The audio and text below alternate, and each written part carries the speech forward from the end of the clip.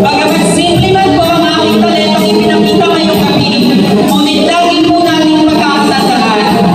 Ate, kuya, ano ang karapatan mong basusin ang iyong ina? Hindi mo ba alam nang ikaw ay bata pa? Ikaw ay nadapa? Hindi alam ng iyong ina ang kanyang gagawin sapagkat ikaw ay nasasaktan. Nung ikaw ay bata pa, ikaw ay nakipag-away, ipinagtanggol ka ng iyong ina kahit na alam niyang mali ka.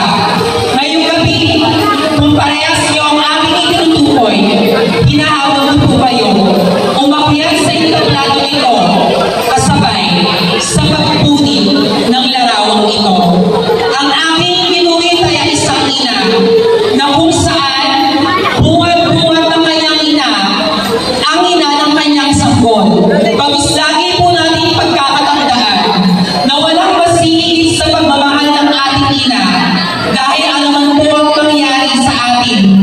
Masaktan man po tayo ng paulit-ulit, lagi natin pagkakatandaan na merong isang ina na handa tayong iyakapin, mahalin, at tanggapin anuman ang pagkakamali ang magawa natin at anumang klaseng kasarian natin, dahil huwag po natin hahayaan na sa bandang huli sa isang larawan na lamang po natin sila makikita.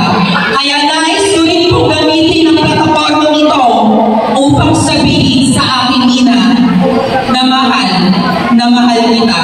Sana sa pag-uwi natin sa pagpatay ng mga ilaw at tayo'y umuwi sa ating mga tahanan, maalala natin na tayo'y magpasalamat at ating mahalin ang ating mga ina dahil walang masihigit sa pagmamahal nila.